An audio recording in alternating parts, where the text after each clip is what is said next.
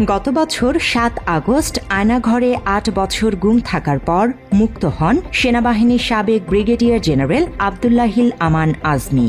মুক্তির ১ বছরে বন্দিশালায় কাটানো ভয়ঙ্কর অভিজ্ঞতা নিয়ে লেখা বিভীষিকাময় আয়নাঘর ফ্যাসিবাদের গোপন কারাগারে ২৯০৮ দিন নামে বইয়ের মোড়ক উন্মোচন হয়েছে। বৃহস্পতিবার সকালে ঢাকা বিশ্ববিদ্যালয়ের মোজাফফর আহমেদ চৌধুরী মিলনায়তনে মহানগর পাবলিকেশনের আয়োজনে মোড়ক উন্মোচন করেন আমার দেশের সম্পাদক মাহমুদুর রহমান। অনুষ্ঠানে সেনাবাহিনীর সাবেক কর্মকর্তা, ব্যবসায়ী, বিভিন্ন রাজনৈতিক দলের নেতা, সাংবাদিক সহ আজমি পরিবারের সদস্যরাও উপস্থিত ছিলেন। ২০১৬ সালের ২৩ আগস্ট গুমের শিকার হন আজমি। গুম থেকে তার মুক্তি পর্যন্ত দীর্ঘ ৮ বছর দুশ্চিন্তায় পার করেছে তার পরিবার। সহ্য করতে হয়েছে অবর্ণনীয় মানসিক নির্যাতন। সমস্ত পরিবার এই দীর্ঘ ৮ বছর যাবৎ এক অনিশ্চয়তা, অসহনীয় কষ্ট ও বেদনা নিয়ে দিন যাপন করেছে। আমার কি আদৌ বেঁচে আছে? থাকলে কোথায় আছে? কিভাবে আছে? একজন আমান আজমি নয়, এভাবে বহু বাংলাদেশিকে গুম করা হয়েছিল সেই ফ্যাসিস্টের শাসন।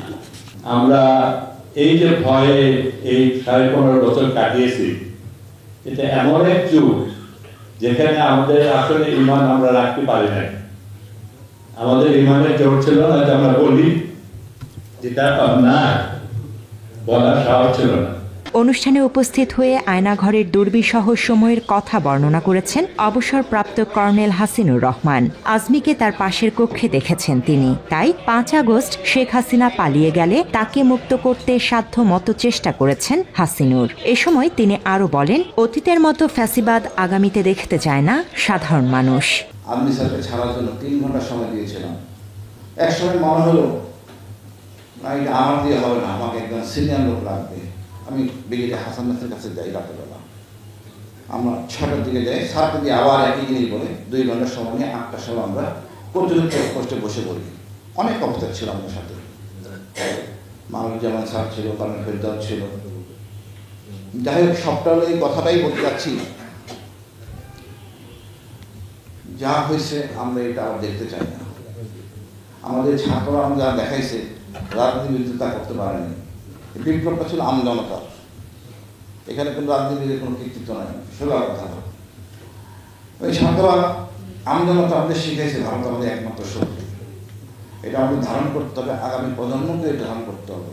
অন্তর্বর্তী সরকারের প্রধান উপদেষ্টার বিশেষ সহকারী অবসরপ্রাপ্ত লেফটেন্যান্ট জেনারেল আব্দুল হাফিজ বলেন, শেখ হাসিনার শাসনামলে ক্রস ফায়ার ও গুম ছিল দেশের নিয়মিত ঘটনা। ফ্যাসিস্টের রোষানলে আজমিকে গুম থাকতে হয়েছে দীর্ঘ বছর।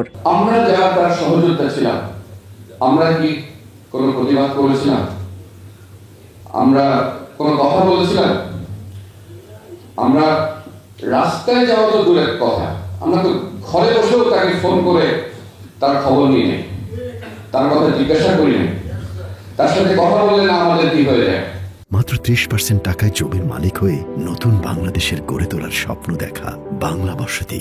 ফ্যাসিস্ট হাসিনার শাসনামলের নানা নির্যাতনের স্মৃতিচারণ করে বক্তব্য দেন দৈনিক আমার দেশের সম্পাদক মাহমুদুর রহমান। তিনি তার বক্তব্যে খুনি হাসিনার শাসনামলে কারাভোগ থেকে শুরু করে আয়নাঘরে বন্দী থাকা নানা অভিজ্ঞতার কথাও তুলে ধরেন। আজমির লেখা বইটি শেখ হাসিনার দুঃশাসনের দালিলিক প্রমাণ হয়ে থাকবে বলেও মন্তব্য করেন তিনি। যে বইটা আমার আজকে লিখেছে বিভীষিকাময় আয়নাঘর, এই বইটা পড়ার অপেক্ষায় রাখলাম। আমাকে আমি যতটা চিনি, আমি আশা করব এই বইতে প্রতিটা অক্ষর সত্য এবং সে কাউকে বাঁচানোর চেষ্টা করেনি এবং সত্য কথা গোপন করবার চেষ্টা করেনি। বিভীষিকাময় আয়নাঘর বইয়ের লেখক আজমি তার বক্তব্যে বলেন, আয়নাঘরে থাকা অবস্থায় কখনো কল্পনা করতে পারেননি তিনি আবার মুক্ত বাতাসে ঘুরতে পারবেন। আয়নাঘরে বন্দী থাকায় ২৪-এর গণ অভ্যুত্থানে অংশীদার হতে না পারার আক্ষেপ জানিয়ে এই লেখক বলেন, আগামীতে দেশের প্রয়োজনে নিজেকে বিলিয়ে দিতে চান। দুঃখ এবং পৃথিবীর ইতিহাসে বিপ্লবের অংশীদার হতে পারলাম না। আমি মুক্ত থাকলে আমি অংশীদার হতে পারতাম, এবং দুঃখ। এই জোরের ভিতরে বাংলাদেশের পুনর্জন্ম হয়েছে, জোরের ভিতরে আমার পুনর্জন্ম হয়েছে। সবার কাছে দোয়া চাই আমার এই পুনর্জন্ম যেন বাংলাদেশের জন্য কিছু করে দিতে পারি, আল্লাহ যেন সেই তৌফিক দেয়, ইমানি শক্তি দেয়, এবং যতদিন বেঁচে থাকি আল্লাহ যেন শক্ত, সক্ষম, সচল, কর্মক্ষম রাখেন। আমি যেন মানুষের কাজ করে দিতে পারি। আপনারা দোয়া করবেন। মোড়ক উন্মোচন অনুষ্ঠানের অতিথিরা আব্দুল্লাহিল আমান আজমির মেধা, সাহসিকতা ও দেশপ্রেম সহ প্রশংসা করেন। সেই সাথে ফ্যাসিস্ট শাসনামলে তার জীবনে ঘটে যাওয়া অত্যাচার অবিচারের কথাও তুলে ধরেন। একই সাথে ওই সময়ে আজমির মুক্তির জন্য কোনো পদক্ষেপ না নিতে পারার ব্যর্থতার কথাও জানায় বক্তারা। আজমি কিন্তু আমার সাথে যোগাযোগ রাখতো, কথাগুলো যখন সে লিখত আমার খুব ভয় হতো, এ তো আকাম করে দিলে কিছু একটা অঘটন ঘটে যাবে। ইট এক্স্যাক্টলি হ্যাপেন্ড।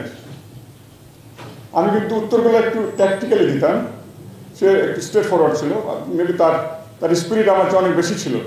সে সবসময় ব্রিলিয়েন্ট ছিল, নর্থ কলেজেও ভালো লেখাপড়া করতো, এবং সবচেয়ে ব্যাপার হলো যে বিএমএতে যে একাডেমিক যদি ফার্স্ট হয়, he is definitely one of the finest materials in Bangladesh. Nazmi has proved throughout his career that he was the best. কিন্তু যারা জীবন বাজি রেখে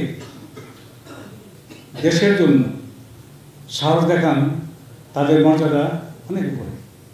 তো আজমি ভাই সেই ধরনের একজন সাহসী মানুষ।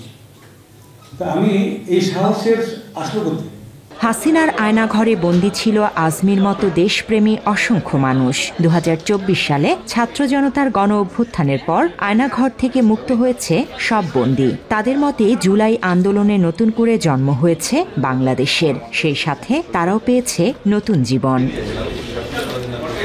Desk report, Bangla addition.